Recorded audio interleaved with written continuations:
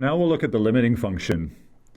The 302 has a built-in limiter for its output, and it's got an optional limiter on the input. And the off-limb link switch is where you choose to turn that on. I'm going to suggest that you have the limb switch on at all times. When the limb switch is on and the vocal level gets too hot, you'll see the limb light glow on the channel. And I'm going to try and make the limb lights glow on my microphones, particularly on the shotgun. And we're dealing right now with lots of fun noise. We're just going to let it go. This will be a situation in your real drama or your doc where this might actually happen. In this case, we're going to want to deal with directionality on the shotgun and perhaps rely on the lav in post to block that out, or we'll send Mitchell upstairs to strong arm them and make them stop, or we'll send Mitchell up with 20 bucks and see if we can pay them off just to be quiet for a while, or we wait for a moment until the noise stops. So now we'll check the limb. I'm going to try and kick the limb in, and you'll see the orange light glow on this channel here. Hello, hello. Did it show up?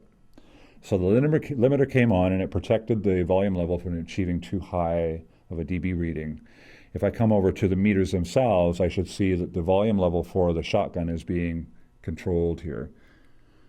Hello, hello. The limiter comes on and the volume level of the shotgun, and maybe the lav too, are prevented from going higher than about 16. Hello, hello. So we're controlling the volume peaks and avoiding reaching maximum. If I come back to the input here, I can see that the clip lights don't come on when I get too loud. Hello, hello. The limiter lights come on, but the clip lights do not. Now I will deactivate the limiter and see if I can bring the clip lights on, the peak lights. I use the word clip, that's a very common term. They're also called peak lights. That's what the mixer calls them. Hello, hello. Now I believe the red lights will have come on here. And we'll ask Adam in a moment if we got clipping on the mixer too, on the camera as well. Did it go to the very top on the camera? Hello. It's not hitting the red though. It's not hitting the red. Hey. It may be because the limiter's on the camera. It's a possibility. It's off now. Hello, hello. So I can clip the camera. So we're going to advise that you always have the limiter on. The volume level that the limiter kicks in at is predetermined by software. I will show that to individual film students when we get our sound rules. Some of you saw this already in class.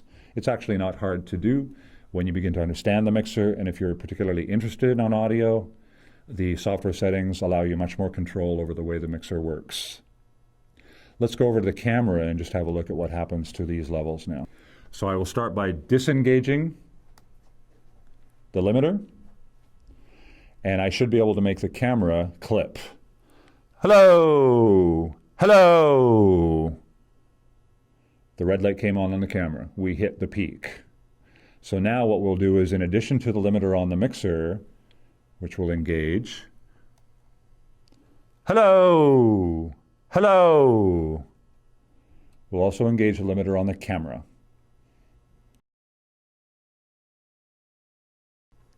And now we'll see if we can prevent the red lights from coming on the camera. Hello, hello. So now we prevent peaking on the camera. The limiter protects the output of the mixer from clipping. If we set the limiter level low enough, we can prevent it on the camera too, but it's a safety mechanism to set it on the camera also. Then it will never peak on the camera.